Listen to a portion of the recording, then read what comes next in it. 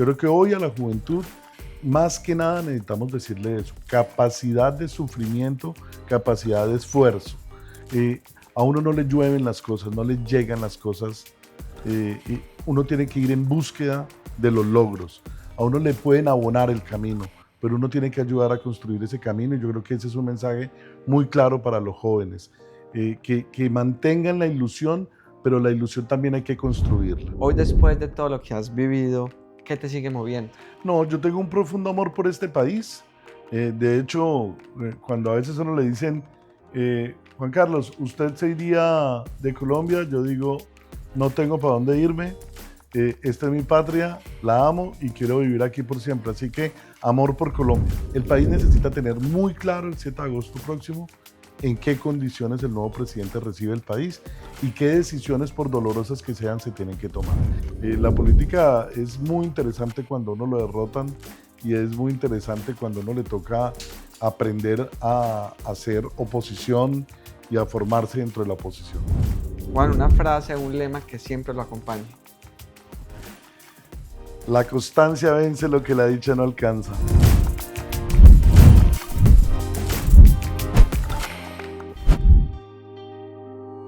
Bienvenidos a Cambio y Fuera Podcast, un espacio para compartir historias, experiencias e inspiración. Una nueva conversación. Hoy tenemos un invitado muy especial, el doctor Juan Carlos Restrepo, una persona que se ha desarrollado su vida en el sector público, pero también en el sector privado, y que hoy lidera uno de los gremios más importantes del país, Asojuegos. Un gusto, Juan Carlos, tenerlo aquí en Cambio y Fuera. Bueno, Nico, la verdad que todo un placer poderte acompañar en tu podcast. Una alegría también hablarle a todos quienes te siguen en este espacio mediático que se ha ido consolidando en estos últimos meses. Juan, muchas gracias a ti por aceptar la invitación. Qué bueno tener este podcast y poder conversar sobre el país, sobre el gremio como es Asojuegos, sobre tu trayectoria en el Congreso. Pero quiero que primero me cuentes un poco quién es Juan Carlos Restrepo. Bueno, Juan Carlos Restrepo Escobar, 57 años, nacido en Bogotá, soy abogado de profesión, soy abogado de la Universidad Externado de Colombia, estudié en el Colegio Mayor de Nuestra Señora del Rosario, viví en Bogotá, digamos que gran parte de mi vida, e hice actividad política en el departamento de Cundinamarca en mis inicios, y pues luego ya con la circunscripción nacional nos ampliamos a todo el país, y básicamente algunas regiones como la ciudad de Bogotá propiamente, la circunscripción del Valle del Cauca, Antioquia y bueno, otros territorios. Y hace unos años me fui a vivir a Medellín, donde han nacido mis dos hijos. Tengo dos hijos, Juan Guillermo, Fátima. Juan Guillermo acaba de graduarse como ingeniero industrial y mi hija Fátima tiene 5 años. Es el sol y la alegría de la casa en estos momentos. Estoy casado con María Camila Aristizábal y bueno, ese es un poco un resumen a las volandas de la vida. Juan, cuando eras niño, ¿pensabas en todo lo que ibas a conseguir, todo lo que ibas a lograr? ¿O qué pensabas cuando eras niño? Dice mi mamá que yo viendo una novela por allá en el año 72, yo decía todos los días que iba a ser abogado y que iba a ser senador. Y bueno, a la postre logré cumplir esos dos propósitos, esas dos realizaciones en mi vida.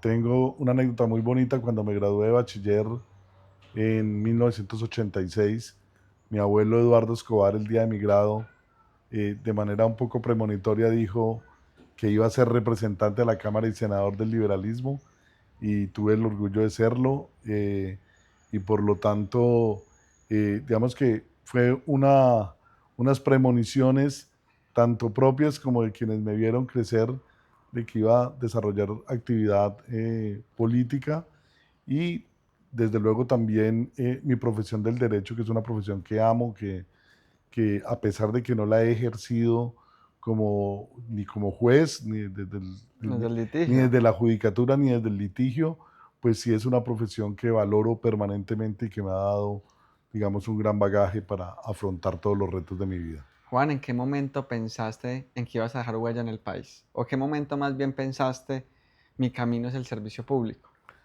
Bueno, quizá cuando estoy estudiando la carrera de Derecho, se comienza uno o comienza uno a vislumbrar qué va a hacer, ¿no? Entonces, muy al final, cuando uno llega al quinto año, le comienzan a entrar ese tipo de angustias en qué voy a trabajar, a qué me voy a dedicar. Y en ese momento, digamos que los compañeros de uno también, todos están buscando qué camino tomar. Y yo inicialmente comencé trabajando como monitor docente en la Universidad de Externado, en el Departamento de Derecho Público, con el consultorio jurídico de la universidad, haciendo judicatura allí y digamos como en el medio universitario. Y fue a partir de ahí que se comenzaron a abrir algunas posibilidades. Inicialmente tuve la posibilidad de ir a la rama judicial a trabajar en el Tribunal de Bogotá con un magistrado y eso coincidió también con un evento que hizo la universidad de sus antiguos alumnos y un homenaje a los externadistas que ocupaban dignidades importantes. Y bueno, de carambola terminé en el Congreso, fui un estudiante muy político, activamente político, hacía política ya cuando estaba en la universidad desde hacía varios años, desde 1986 estaba vinculado con las juventudes de liberales en mi barrio, en Ciudad Kennedy, acompañaba actividad política de manera permanente y ya en ese momento pues viene la posibilidad de ir a trabajar al Congreso, inicialmente como asesor de un representante de la Cámara, justamente en el momento en que se acaba de expedir la nueva constitución política. Él era el presidente de la Comisión Primera y por lo tanto allí estaba concentrada casi toda la actividad de desarrollo del nuevo texto constitucional del 91 y fue una oportunidad maravillosa. Estuve allí un tiempo que realmente lo valoro demasiado, aprendí mucho y ya me vinculé al Congreso y de allí no salí sino hasta el año 2018 que terminé mi último periodo como senador, me quedé 27 años. Juan, ¿y recuerdas ese primer día en el Congreso Sí, pero claro, porque yo como llego, congresista? le- bueno, como congresista, por supuesto, yo llegué de representante a la Cámara el 20 de julio del año 1998. Fue pues, una experiencia. Yo ya conocía demasiado bien el Congreso, había sido, pues, como te dije, asesor durante un tiempo y después había sido secretario de la Comisión Cuarta de la Cámara de Representantes. Por lo tanto, eh, digamos que la actividad al interior del Congreso la conocía muy bien y el desarrollo de esa actividad la tenía muy clara. Pero, por supuesto, una cosa era ser funcionario del Congreso y otra cosa muy distinta, llegar como representante a la Cámara. Y pues uno llega con muchas ilusiones, pero en mi caso también llegué con muchas frustraciones en ese momento, ¿no? Nosotros habíamos perdido la presidencia de la República, yo acompañaba en 1998 al doctor Horacio Serpa en su campaña presidencial, habíamos perdido con el presidente Pastrana y, justamente la noche del 20 de julio del 98 se materializó una división muy profunda del liberalismo que creo que ya fue irreparable. A partir de ahí el liberalismo se dividió muchísimo y bueno, eh, comenzaron a formarse muchas vertientes al interior del liberalismo que desembocaron en otros partidos que hoy tienen vigencia. El liberalismo dejó de ser el partido de las grandes mayorías en el Congreso. En esa época nosotros éramos mayoría absoluta en Cámara y Senado y a partir de ahí se genera esa división. Eso fue lo que se conoció como los lentejos del año 98. Esa noche del 20 de julio del 98 perdimos la presidencia de la Cámara, íbamos a reelegir al secretario de la Cámara y no lo logramos. En fin, fue impactante el día y fue un debut medio amargo, pero bueno, también aleccionador, Y porque retante. sí, era retador y aleccionante, porque la política es muy interesante cuando uno lo derrotan y es muy interesante cuando uno le toca aprender a hacer oposición y a formarse dentro de la oposición.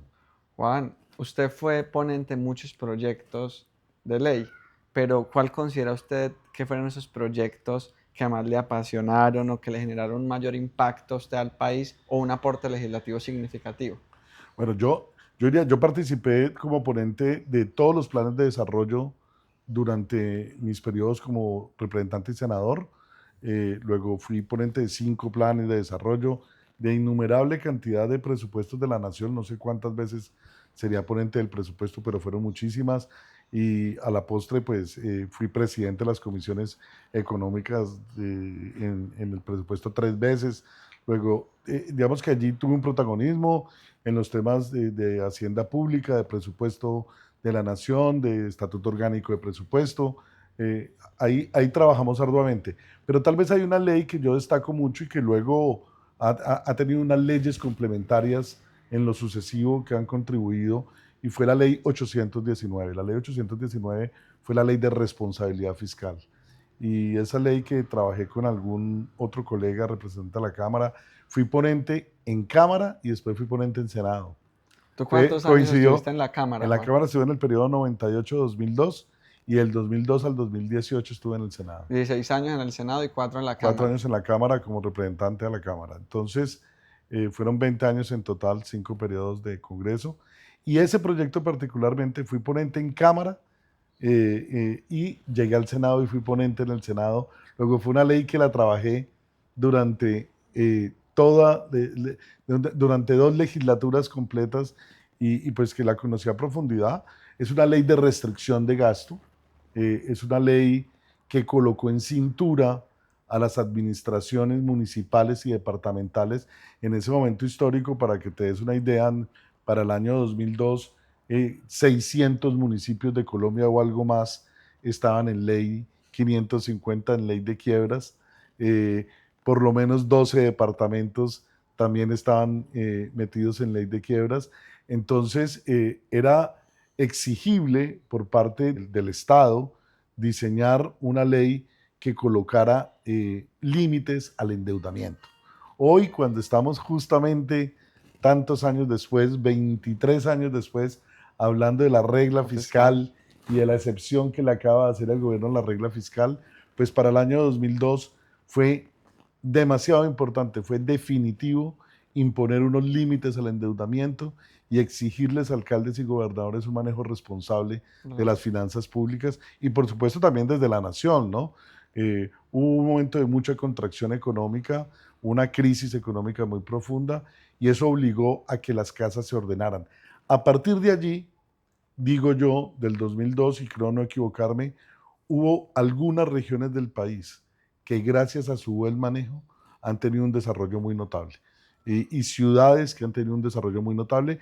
Y no es un invento mío, bastaría con ver lo que han sido los acontecimientos y la manera como se desarrollaron esas ciudades para constatar que fueron leyes que sirvieron mucho para hacerle entender a los servidores públicos, a los alcaldes y a los gobernadores, que el manejo de las finanzas públicas es algo preponderante para el desarrollo de las ciudades Juan, y y en los el Congreso, departamentos. para pasar esa página del Congreso, ¿cuál fue el reto más significativo en el Congreso? Bueno, no, es que hubo muchos, porque a mí me tocaron momentos muy complejos, ¿no? Pasamos por situaciones de mucha tensión, los problemas de orden público que nosotros vivimos entre el 98 y aún el 2006, pues hasta ahí, donde hubo tantas situaciones de tensión. Yo le voy a poner un ejemplo, Nico, que es muy doloroso hoy que estamos frente a esta situación tan lamentable y tan deplorable como fue el atentado con una persona a quien yo aprecio tanto como Miguel Uribe Turbay, que le tengo admiración, le tengo respeto, lo reconozco como uno de los jóvenes dirigentes más notables del país. Piensa en esto: nosotros nos posesionamos en la Cámara de Representantes un 20 de julio, y el 21 de julio a las 7:30 de la mañana habían matado el primer colega nuestro representante a la Cámara, Jorge Humberto González Noreña, representante a la Cámara de Antioquia, saliendo de dar clase en la Universidad de Medellín, cayó víctima del sicariato. Y en ese periodo enterramos no sé cuántos colegas. A veces se me van incluso nombres. En estos días lo recordaba con un ex colega, pero tantos compañeros nuestros cayeron a manos de la guerrilla, del paramilitarismo, de bandas criminales, que es tan fuerte y tan difícil ese periodo que la verdad pues resulta hasta ingrato. Pero eso fue muy complejo. Y luego muchos debates políticos y mucho fragor político en discusiones muy fuertes. Yo particularmente llegué de senador haciendo oposición al gobierno de Álvaro Uribe. Álvaro Uribe tenía un mandato realmente muy consolidado y con un acompañamiento, Ciudadano. una gobernabilidad muy fuerte, y pues los que hacíamos oposición éramos muy poquitos. Sí. Era difícil. Nosotros nos habíamos elegido 56 senadores liberales, y el día de la posesión del 20 de julio de ese año 2002, solamente 12 senadores liberales hacíamos oposición, y algunos 4 o 5 senadores independientes y de la izquierda que se habían elegido, y pare de contar, tenía una fuerte gobernabilidad. Luego los debates al interior del Congreso eran muy pesados, porque primero éramos muy pocos y segundo el gobierno tenía una máquina muy fuerte, pero bueno, digamos que todo eso contribuyó a la formación y contribuyó también a, digamos, a forjar criterios muy claros en relación con el debate público y el debate político. Juan, luego de dejar el Congreso en el año 2018, tú asumes una nueva responsabilidad, descansas un tiempo, pero hoy actualmente estás en Asojuegos, que asumes ese reto, pasas del ejercicio público al ejercicio más privado, más gremial. Yo creo que me cuentes por qué tomas esa decisión y por qué hoy haces parte, de la persona importante en Asojuegos, el presidente de Asojuegos o gerente. Es presidente de gremial, sí. Bueno, no, lo que pasa es que yo termino el 19 de julio 2018, termina mi periodo. Incluso yo era parlamentario andino y era vicepresidente del Parlamento Andino por Colombia. eh, y ese día del 19 de julio, en la sede del Parlamento Andino, que es en Bogotá, nos hicieron pues una despedida, y en el caso nuestro pues yo estaba con un colega a quien aprecio mucho, colega senador, y quien me invitó a que me uniera a la lucha de defender el Parlamento Andino, que es Luis Fernando Duque. Ese día nos hicieron una despedida a Luis Fernando y a mí, que nos íbamos del Congreso, y la verdad yo dije, voy a descansar un tiempo, voy a tomarme unas vacaciones, voy a compartir con la familia, que esto, la política, la gente a veces piensa que es mucho más fácil o mucho más llevable de lo que se imaginan realmente. Esto es complejísimo. Salir los fines de semana, hablar con gente, prácticamente no tienes tiempo. Yo no sé lo que fue ir a una reunión de padres de familia de mi hijo Juan Guillermo durante casi toda la totalidad de su colegio. Me perdí muchos momentos importantes de él. Y todo eso es, digamos, le genera a uno unos cuestionamientos internos profundos. Entonces yo dije, voy a descansar. Y me pasó algo increíble. Eso era un viernes, y dije, el martes tengo que ir a Bogotá a hacerme los exámenes para salir. Uno tiene que hacer un examen de retiro. Entonces el siguiente martes fui a Bogotá a hacerme los exámenes de retiro, y justamente estando en Bogotá ese martes, después de haberme hecho los exámenes muy a primera hora de la mañana, porque yo dije, yo quiero ir al Congreso a hacerme los exámenes para no tener que volver al Congreso en mucho tiempo, después de haber estado ahí durante tantos años. Y justamente ese día, al mediodía, estando almorzando con un amigo, recibí una llamada de dos líderes muy importantes del sector de juegos, y me invitaron a una conversación a las 3 de la tarde en un hotel en Bogotá, y la conversación no era para cosa distinta que para decirme que se aceptaba presidir el gremio Eso. a sus juegos. Y yo les dije, pues bueno, es que la verdad terminé hace 4 días el Congreso, estoy pensando en tomarme unas vacaciones y tal. Y me dijeron, no, si tienen que tomar las vacaciones, tome las vacaciones, lo que sea, pero antes de irse de vacaciones, tome posesión y arranque. Así que mi descanso no duró sino 11 días. El primero de agosto, Estaba ya. el 1 de agosto del año 2018 ya estaba ejerciendo como Juan, presidente de Asojuegos. de forma muy sucinta para las personas que no saben qué es Asojuegos, qué es esa agremiación de juegos de azar, de forma muy rápida. Bueno, Asojuegos agremia, digamos que el grueso de las empresas que mayor aporte fiscal hacen al país en materia de juegos de suerte de azar. Digamos, si, el sector de juegos tiene 4 gremios, Sí. eh, que cada gremio tiene su preponderancia, ¿no? Eh, Algunos gremios son muy sólidos en el tema de juegos localizados, casinos. Entonces allí, por ejemplo, está Fecoljuegos y está un gremio que se llama Cornazar. Fecoljuegos además tiene vinculados un importante número de empresas de juegos online. Tienen la mayoría de las empresas de juegos online son afiliados de ellos. Y hay un gremio que se llama Fedelco que agremia las loterías. Asojuegos tiene la empresa más grande del país online, que es Betplay. Tiene digamos, una empresa que se llama Corredor Empresarial, que tiene los dos productos más importantes de juegos novedosos del país, que es Betplay y el Astro Millonario. Además tiene el Chance Millonario, que es un producto también muy ganador. Luego están todas las empresas de chance del país vinculadas y además tenemos Baloto. Así que el 70% de los ingresos fiscales que hay en el país por materia de juegos de suerte de azar lo generan las empresas vinculadas a esos juegos. Son las empresas más grandes regionales y nacionales en materia de juegos de suerte de azar en Colombia. Juan, en los juegos de azar vemos mucho el tema de la ilegalidad, es decir, el chance clandestino que llaman coloquialmente. ¿Qué medidas, Juan, usted considera que son urgentes como representante de ese gremio para combatir la ilegalidad? No, mire, yo desde que llegué al gremio, Sí. justamente 7 años llevo diciendo que es fundamental un comité interinstitucional de lucha contra la ilegalidad. Porque esta no es una labor solamente de una institución. Es decir, sí es muy importante la Policía Nacional, por supuesto que es muy importante la Fiscalía General de la Nación, porque hay que judicializar a quienes ejercen la actividad de manera ilegal. Pero no solamente eso, también la Procuraduría, la Contraloría, una cosa muy importante, alcaldes y gobernadores.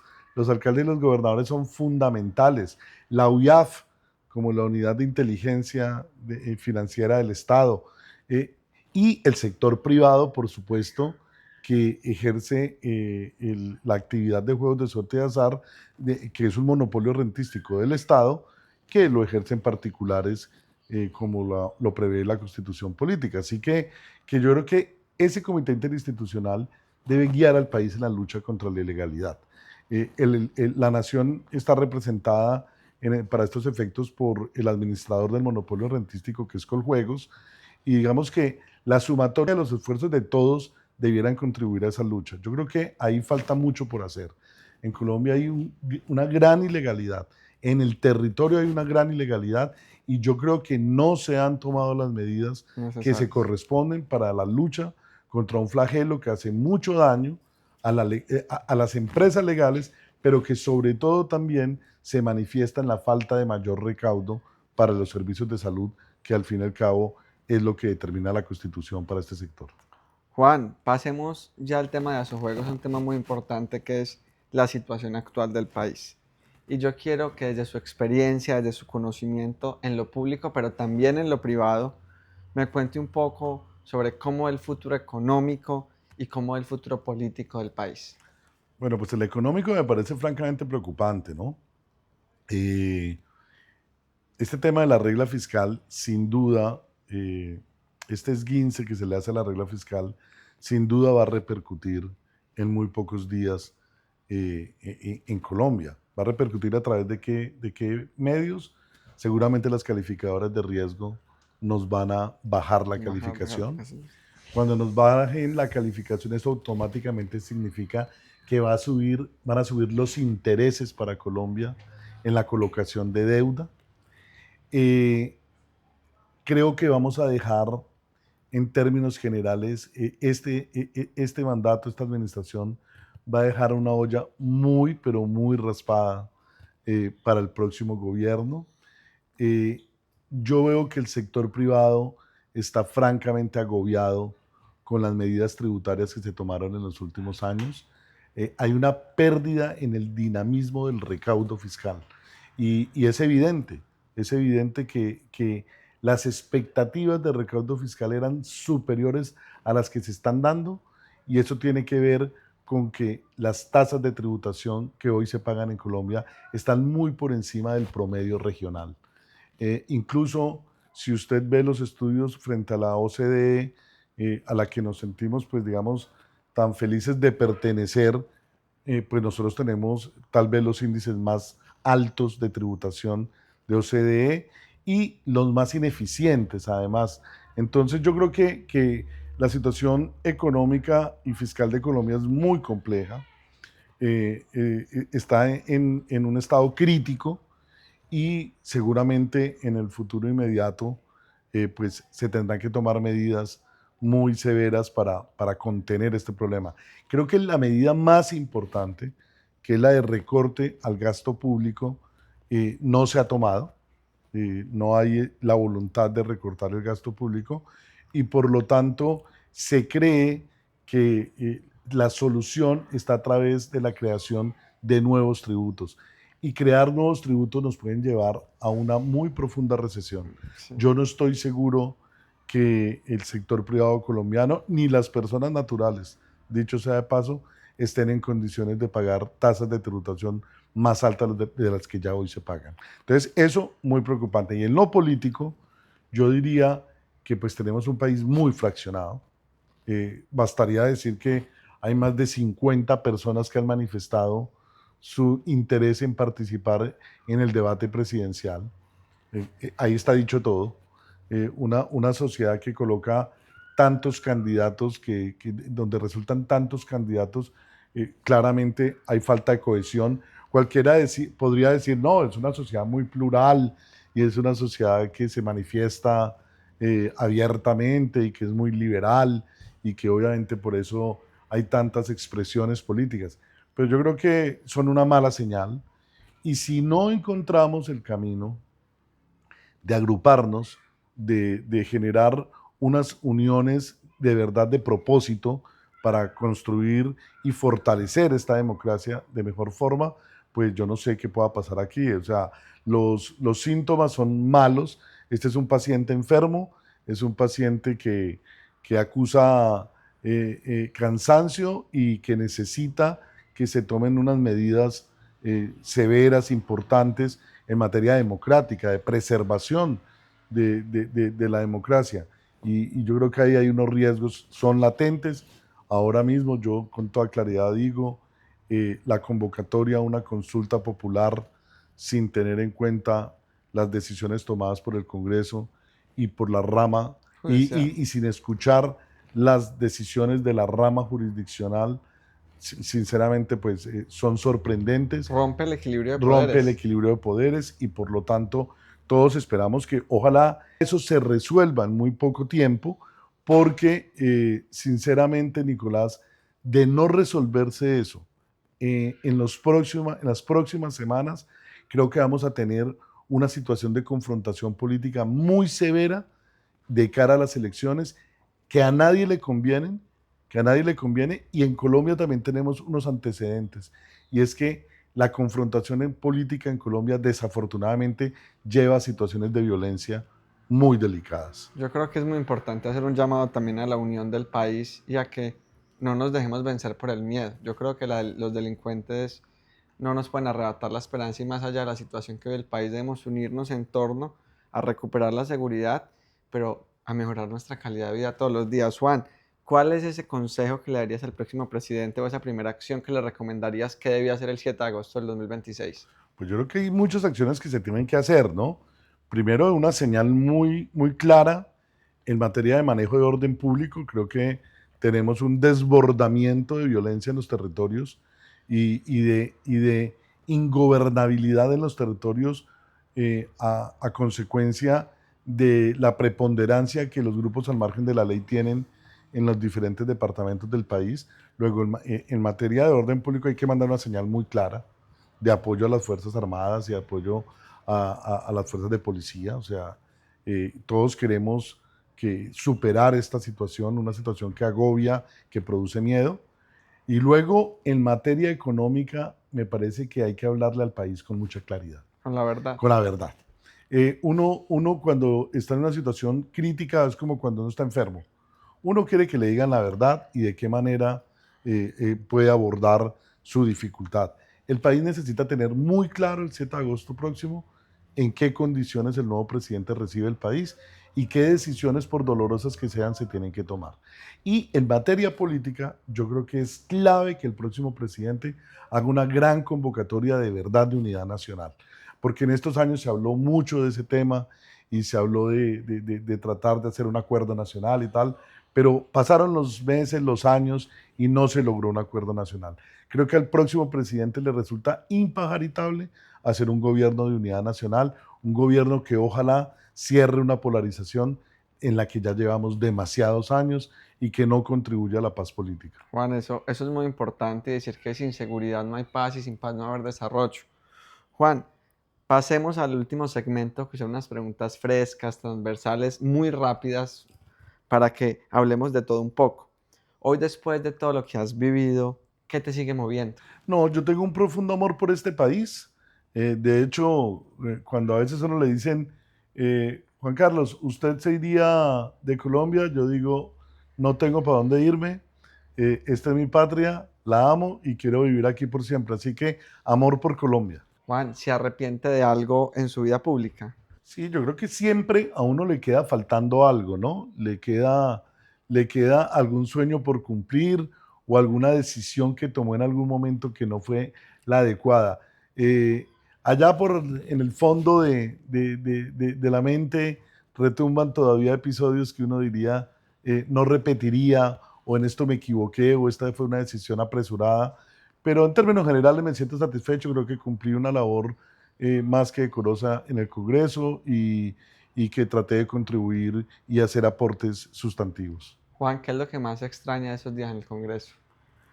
No, te voy a ser sincero, extraño muy poco, porque fueron unos días tan intensos, vividos a tal velocidad, que después de haber vivido el Congreso, no he tenido ni siquiera el menor remordimiento, ni he tenido nostalgia por estar allí. Así que no, creo que fue un momento bien vivido, vivido a plenitud, y donde se sufrió y también se pasó muy bien, y por lo tanto es un ciclo cerrado. Juan, ¿existió alguna persona que marcó su carrera política?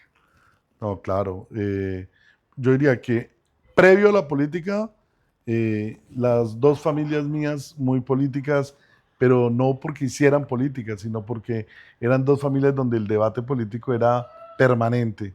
Entonces mis abuelos, que fueron muy políticos, me encantó. Mis abuelas, todas, ellos todos participaban muy activamente del debate político, eso me encantó.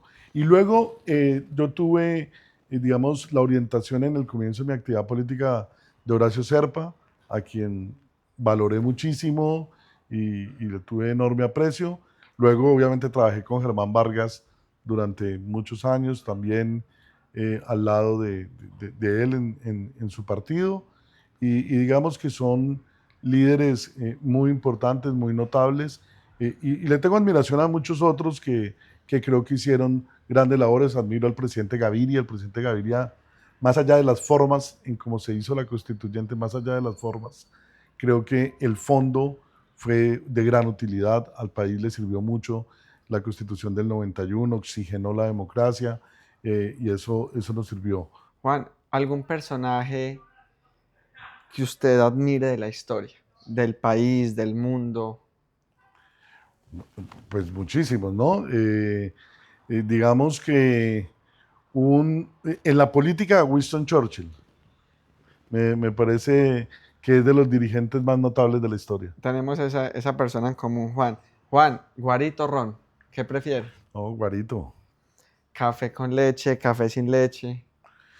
No, no tomo café. ¿Cómo le parece, Nico, que por una prescripción médica hace muchos años me dijeron que no tomara café, y lo tomé muy en serio y abandoné el café? Tomo mucha aromática, té.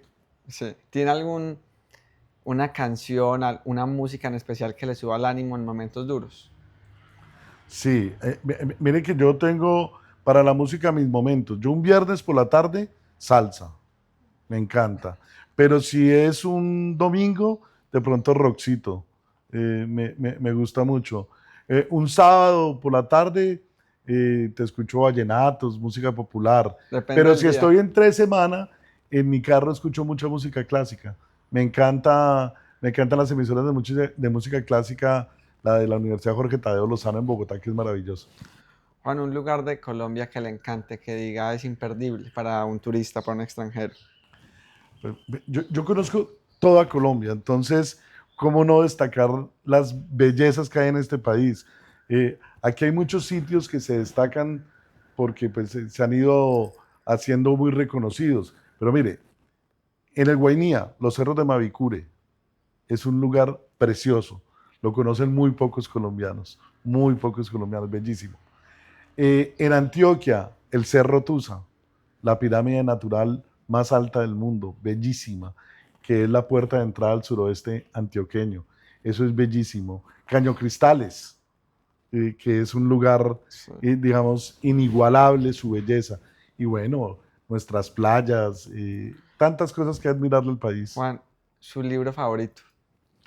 Pues mire, yo soy seguidor de esa ola latinoamericana, del boom latinoamericano. Entonces el primer libro que leí fue La Casa Grande, Álvaro Cepeda Zamudio. Y a partir de ahí leí mucho a García Márquez y a todos los escritores del boom. Y por último, pues a Mario Vargas, que lo admiré muchísimo, lo admiré incluso también mucho políticamente por sus posiciones políticas. Juan, una frase, un lema que siempre lo acompañe. La constancia vence lo que la dicha no alcanza. Así que ese se lo recomiendo muy especialmente, Nico. Muchas gracias. Juan, ¿algún sueño personal o profesional que le falte por cumplir? Bueno, pues ¿cómo le parece que yo quería o tengo el propósito de hacer un MBA? Y siempre lo había aplazado. Y ayer tomé la decisión de que voy a cursar un MBA y eso me tiene, de verdad, motivado e ilusionado. Qué chévere. Juan, ya finalizamos este podcast, pero antes de cerrar quiero que le dé un mensaje muy corto, pero muy importante a los jóvenes, pero sobre todo también al departamento del Quindío. Bueno, yo diría que perseverancia, hay que creer en lo que se tiene, pero hay que esforzarse para lograr los propósitos. Yo creo que hoy a la juventud, más que nada necesitamos decirle eso, capacidad de sufrimiento, capacidad de esfuerzo. A uno no le llueven las cosas, no le llegan las cosas, uno tiene que ir en búsqueda de los logros. A uno le pueden abonar el camino, pero uno tiene que ayudar a construir ese camino y yo creo que ese es un mensaje muy claro para los jóvenes, que mantengan la ilusión, pero la ilusión también hay que construirla. Ese muy claro. Y al departamento del Quindío, que no lo mencionamos dentro de los lugares muy hermosos de Colombia, del Valle de Cocora, sin ninguna duda, hace parte también de uno de los espacios más hermosos de este país. Hombre, yo a la gente del Quindío les digo que miren hacia este lado. Este joven quindiano, que es Nicolás Castañeda, que seguramente va a presentar una propuesta política a su región y que me parece que tiene muchas posibilidades y una gran proyección para ser un gran líder de esa región del país en los próximos años. Juan, muchísimas gracias por tus palabras, por aceptar la invitación y por atreverte a estar aquí en Cambio y Fuera Podcast. A Cambio y Fuera vendré todas las veces que me inviten. Muchas gracias, Juan. Nos vemos todos los jueves a las 7 de la noche.